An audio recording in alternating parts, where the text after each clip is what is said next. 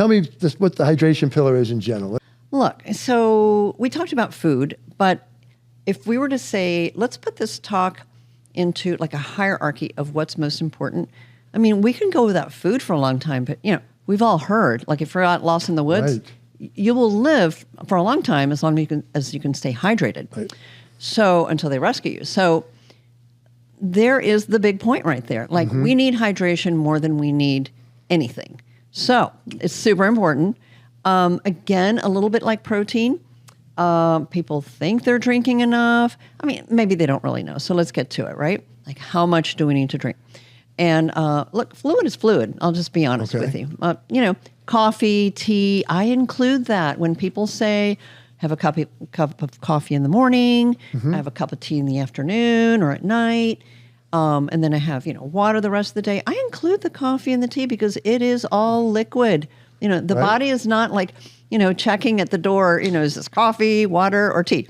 Or so the water in my shakes is counting too. Correct. Oh, good.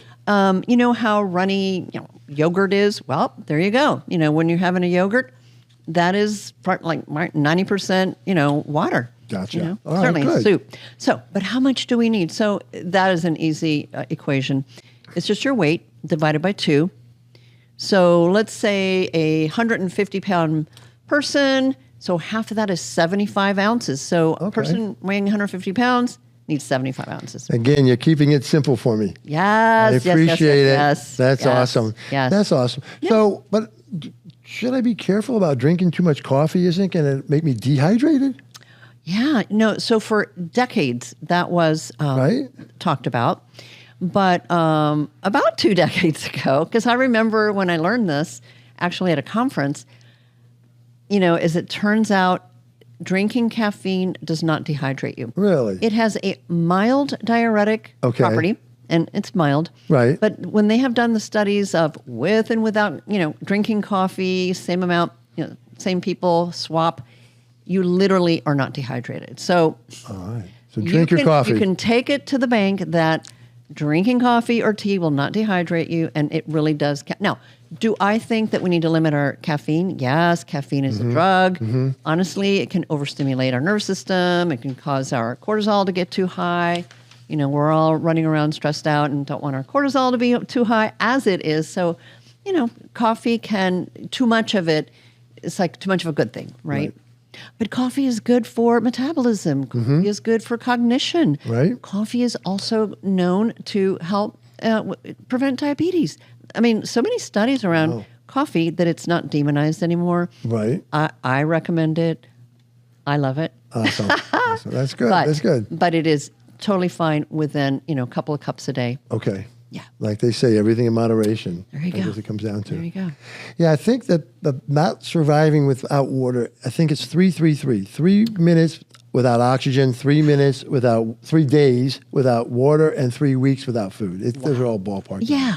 But I've heard that, in survival circles and things like that. 3, 3, and 3. So, yeah, right. You got to drink. You got to drink. You have to. Right? Yeah. And I do want to say that, as we get older, we lose our sense of thirst.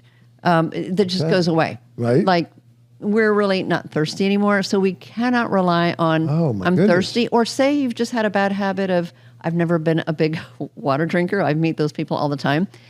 And guess what? Well, I'm just never thirsty. That's too bad. You need to drink anyway. Right, absolutely. And you just, go ahead. No, I was asking you, do you have a tip for us? Like, how do I make sure I'm drinking enough water? I don't have to go measure it out every day, or no. You have any good tips? Awful, right? Right? Yeah. No.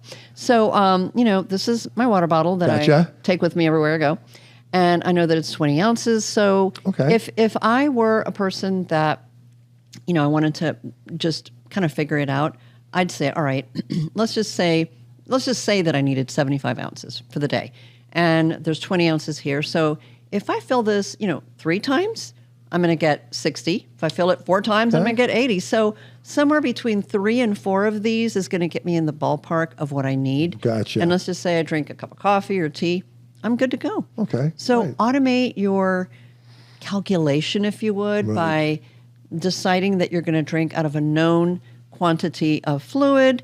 Do the math ahead of time. Right. Once you do the quick calculation, you know what to do, and then it's just a matter of, working on the repetition. Gotcha. Yeah. Now, I try to limit my drinking fluids after 6 o'clock in the evening. So it doesn't bother my sleep. Yeah. Is it okay if I jam in all my water in the first, from 5 in the morning to 6 in the evening? Not at all. It's okay to do Yeah, that? absolutely. Okay, good. Yeah. All right. Yeah. Now, you wouldn't want to get it all in 1 hour, I guess, but over that 12 hours is okay. That'd be tough. Yeah, if I drink past 6 o'clock, I'm getting breaks throughout the evening. So That really breaks it up.